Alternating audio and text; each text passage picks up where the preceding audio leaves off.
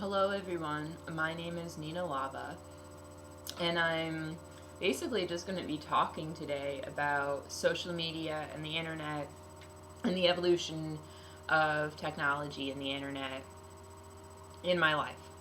So, I am 27 years old. I was born May 25th, 1988. So, that makes me on the Taurus Gemini cusp for you zodiac people. And I just want to talk today about how the internet and use of social media and technologies has affected human existence, has affected lifestyle choices, and honestly the way that people's brains function and work, and people's decision making, and how the use of social media and fear of missing things and how this affects people's egos, and you gotta post the photos otherwise you're not popular and you weren't cool and you're not there and you're lame, who are you? So I want to start with how when I was in high school, it was the years 2002 to 2006, so about like a little over 10 years ago. My generation was all into MySpace. Before MySpace, which was around like circa 2004, 2005, there was, and kind of like at the same time as MySpace was big around that time, there was also LiveJournal, DeadJournal, LimeWire.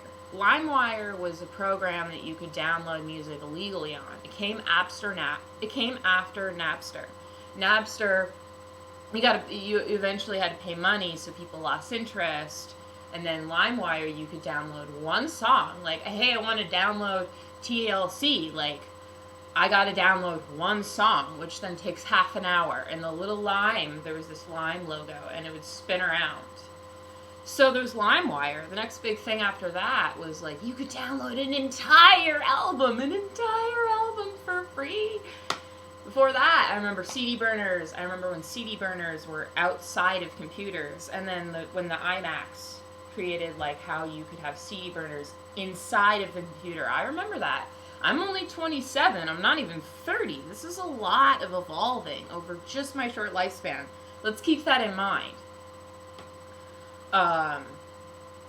So around like 2004, 2005, me and my friends were putting up the top 6 list. Like, oh, you pissed me off this week on my MySpace top 6. You're going down to my third top friend. You're not number 1 anymore. You're gonna dump my ass. You ain't number 1. You ain't even on the top 6 friend list. So there's people in my generation who it's so weird. People actually grow nostalgic for this time of the internet. When you needed to know HTML, LimeWire was sort of like Tumblr of the time. It was sort of like attracted a lot of weird personality types, like definitely like the kind of sad core kind of people, just like, fuck my life, just like, I'm gonna try and commit suicide this weekend, like, it's gonna be okay, just stuff that's heavy, where various levels of infrastructures are not adequately dealing with. So we have all these weird loopholes in the internet. It's a serious issue. And so that was kind of like LimeWire, or that was LiveJournal, Lime, why Live? That was the Tumblr of 2004, 3, 5 era was like LimeWire. It was LiveJournal. And the like really, what was called emo at the time, the really emo cousin of LiveJournal was DeadJournal. And you think LiveJournal was like depressing and a lot of weird things going on, photos. Then you go to DeadJournal. I tried to go on it to sign on to those websites last winter, and DeadJournal, it doesn't really exist. LiveJournal, I'm not really sure what's going on, but it still looks the same. So let's just keep this in mind, because for my generation, I remember being in elementary school and going to school one day, and one of the upper middle class kids said, "Oh, we have the internet," and I remember thinking, "What is the internet?" I will remember that moment my whole life. it is possible to live your life without the internet. It's difficult to do that nowadays. Yes, we have everything online, everything's on your phone, but it's possible. Because in my short lifetime, I lived that. I was alive without a computer. It's possible. So we just consciously, as humans, as a species, let's just keep that in mind, especially because now that it's 2015, Facebook has been in existence for, as of this year, 10 years now. That's a decade, from 2005 to 2015. Now, I grew up in Massachusetts. I no longer live there. In 2005, I did. And I remember when Facebook came out. It was created, for those of you who don't know, at Harvard University, which was about 20 minutes from where I grew up. So when Facebook first came out, it was only for college students. There was definitely always this air of elitism and ego and narcissism behind Facebook, from when I remember it, from what I can recall. I mean, isn't that what the whole theory of it is? So, when it was created, my old best friend, my next door neighbor, her dad worked at MIT, so she got the Facebook hookup, So we were in high school at the time, so the only way you could have a Facebook at this time, because it was only for college students, was to get an email from a college student, and then they had to invite you. So somehow my old best friend got the email hookup. She got the VIP hookup. So I've always been kind of sensitive and perceptive, and I've noticed those sort of intuitive personality types really struggle with the rationality in social media, maybe more than others. This is just something I've gathered.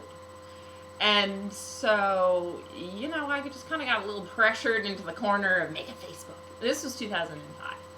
This is when it first came out. So I've had Facebook for, 7 years, 6 years.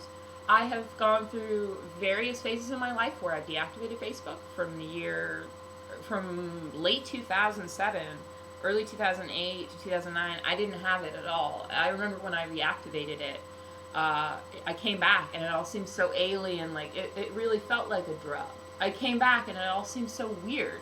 It seems strange that instead of people living their lives, hanging out with each other, going to the mall together, making a mixed CD and mailing it to someone who you don't see, people were just online, little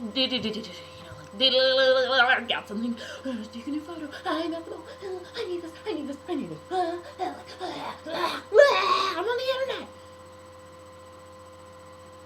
That's how it felt. There's no breathing room. People have to create intentionally this breathing room. Otherwise you get sucked in. And it's so easy to get sucked in. It's free. You just click with your right hand. It's on your phone. Your phone does all the work. Your phone even dings when you haven't noticed. Somebody liked my photo. Ding! Hold on. I know I was chilling with you guys, but my phone can't wait. It's more important. I gotta see what stranger 3,000 miles away liked my photo that I took purposely for this. So this could interrupt my day. So something to think about here is your brain wiring, your body chemicals. I do not know much about this, but it doesn't take a rocket scientist or a pediatrician or a surgeon or a biochemical engineer, just some shit, to think, oh, maybe these colors of Facebook are actually even affecting me. The way when I see a McDonald's sign, my body gets hungry from seeing the colors yellow and red. Well, blue and red also do something. And then this noise association and this visual, oh, something just appeared. I'm curious what's going on. And there's something going on. Dopamine. Let's remember this. As a human being, if you use social media, ask yourself, do you want to be a human experiment assimilated with technology? And to be honest here, if we can look back at the historical context of Facebook specifically, be associated and be basically funding a business from Harvard University. Now, if you don't know much about Harvard University, I'll hold back some of my more political beliefs, but you should do some Googling around If you don't know much about Harvard University and its funding and there's some evil going on, to say the least. I've seen people hang out with me, interact with me, and as soon as they know something is going online on Instagram or Twitter or Tumblr or Facebook or Skype or whatever, or Gmail or like it's endless.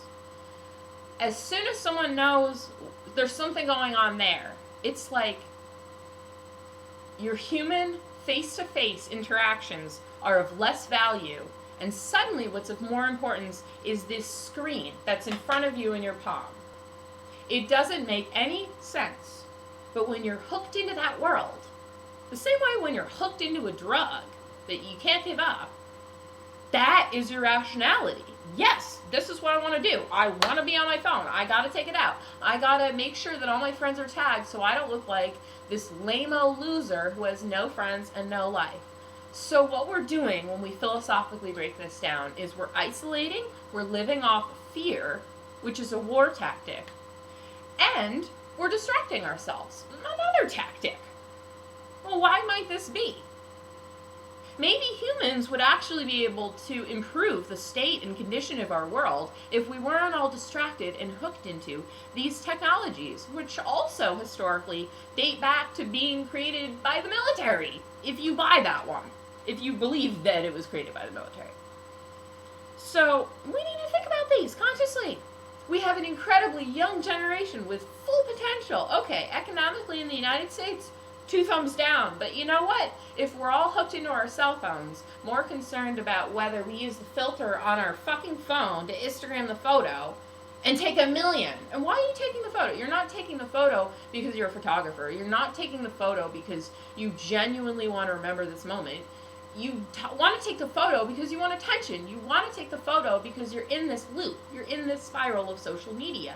Now you could apply this to Twitter, you could apply this to tsu.co, you could apply this to Facebook, you could apply this to Instagram, to any of it, to Tumblr, like to Blogspot or whatever the fuck that is. You can apply it to all of it. You put something out there, you know there's going to be a response, so you're waiting for that. But it's not healthy. Why are you waiting? Live your life. You know, did you go outside to breathe the air and really look at all the colors and the leaves? Did you really go outside to pick up the leaves and throw them everywhere and have fun and laugh with your friends, you know? Did you really go to the beach to put your feet in the sand and look at the ocean and know that for as long as you look, you can't see land?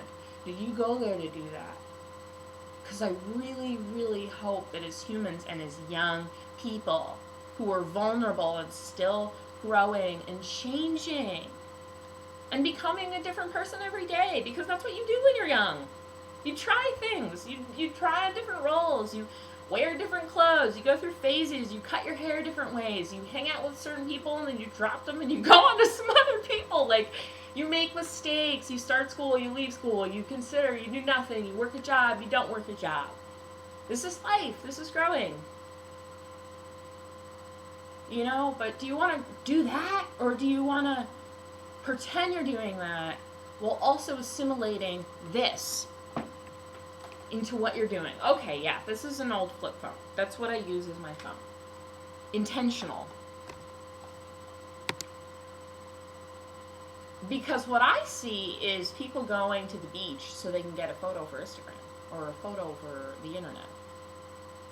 And then they can get attention from that and false validation. Well, let me tell you something that I'm pretty sure everyone who uses these social media knows, but is still in denial.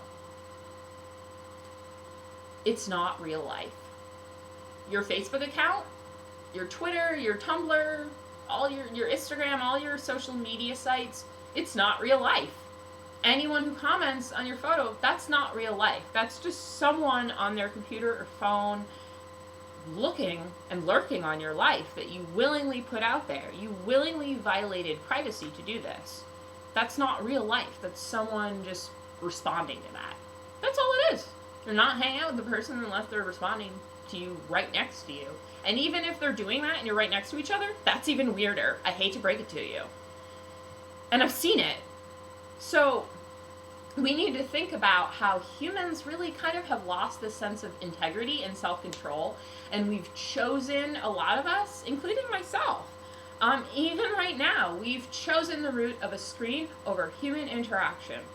And there needs to be an outcry, and there needs to be concern that's voiced. There needs to be discussion, and more importantly, humans need to start interacting with each other more instead of our computers and our phones and our tablets and our desktop computers and all our shit.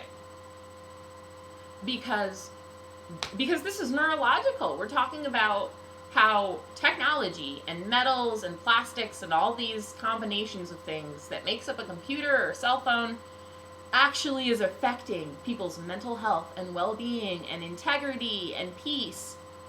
If the way that we live is now being affected by this, we need to stop joking about robots taking over the world and actually take it seriously. What do I suggest? Well, that's a good question. I suggest hanging out with your friends. I suggest sitting around a table with human beings that you care about, or maybe that you don't know yet because you've been too on your phone to hang out with people.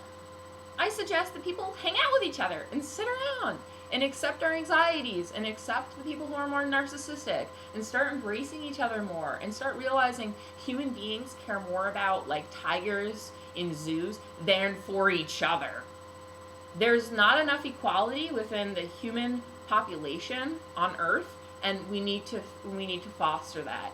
And I personally find that technology and social medias have this illusion that we are interacting and we are communicating and we are being social, and that's bullshit. It's a lie. It's a business created at Harvard University by a Harvard dropout who's now basically a billionaire, who has just a family, who just keeps his Facebook account running and keeps all his employees running around. And the fact of the matter is, there's nothing social about sitting on your phone and texting someone far away from you. That's not social. You didn't smell that person. You didn't give that person a big hug. You know, you couldn't, like, say, hey, it's really nice to see you today. I've missed you. Let's hang out. Let's go play a fucking board game. You know, like, you can't see if that person looks really sad or if they look really excited. You can't see if they changed their hair color. You know, maybe they just biked on in from smelling fires and they, you know, came from the bar and they smell a little buzzy up. And it's like, you can't feel that. You can't get that. Because this is what's happening.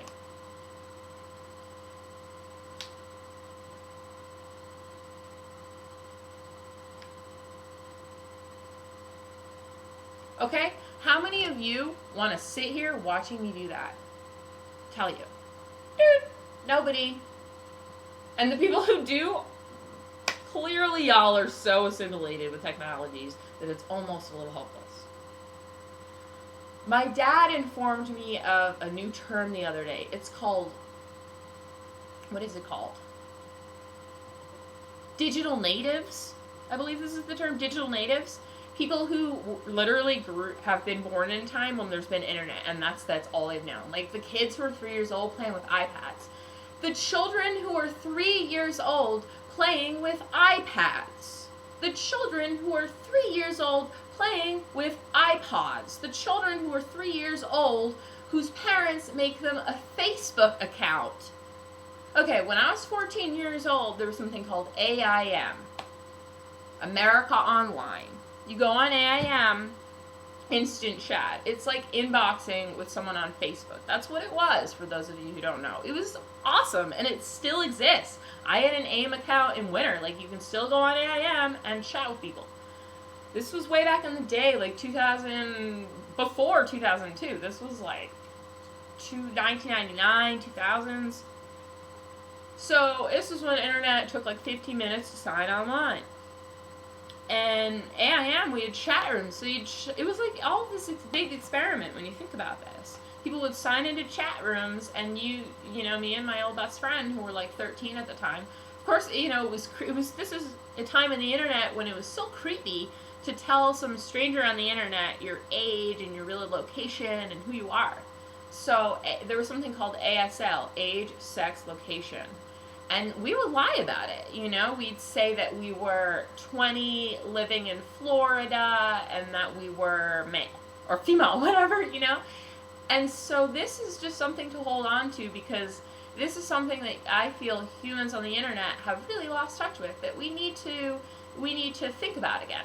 The violation of privacy. Now, people know that the NSA tracks your Facebook accounts, but people still, and even if people ethically disagree with this, they're so caught in this cycle of living their lives through social media and forgetting that human interaction is worthy and it has meaning more than this, that, you know, humans have lost this self-integrity and worth and value of privacy. It's like we've forgotten. Some people have forgotten.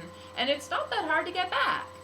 Sure, you know, you can't get what certain infrastructures of government know about you back, but that's not really something you can control. So, unfortunately, you know, this is something to think about.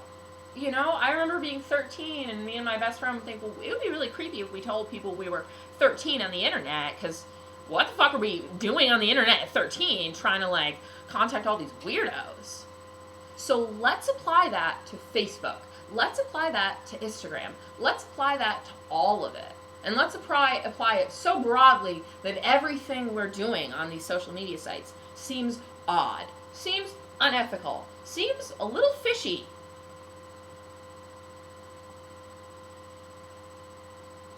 Now, I know if you actually watch all of this, there will be some people who don't agree. Why?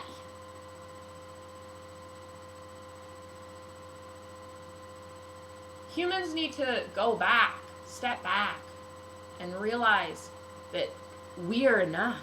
You are enough. You are enough. Your life is enough without your phone.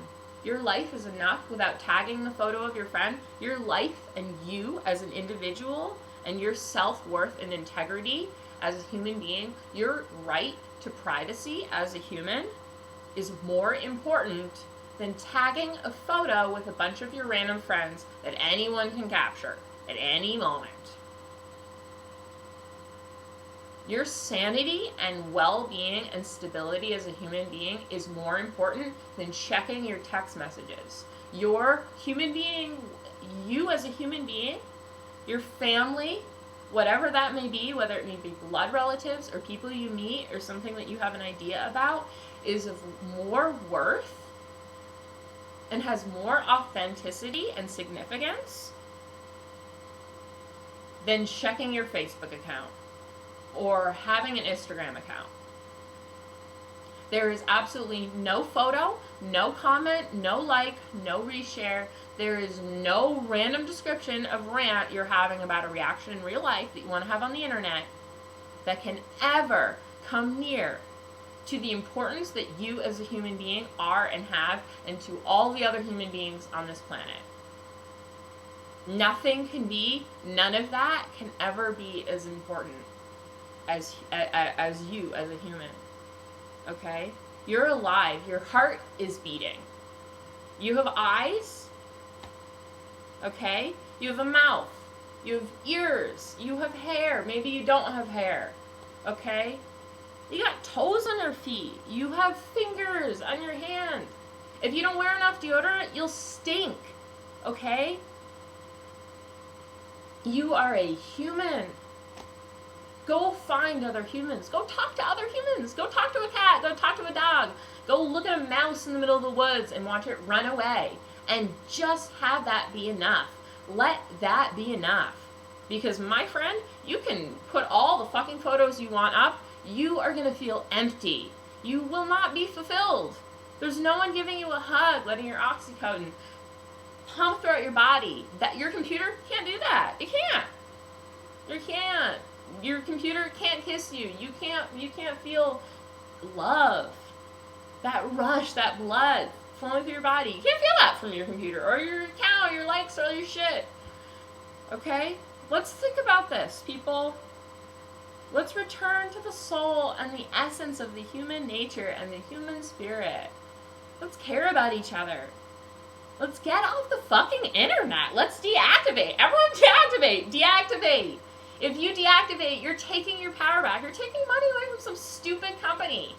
From some dude that earns all this money and still wears a fucking blue hoodie. I mean, what the fuck? Deactivate, man. Your soul is gonna feel better. Your essence is gonna feel fuller. It's gonna be a little weird at first. You'll have all this time. It'll be great. You'll probably start an art project.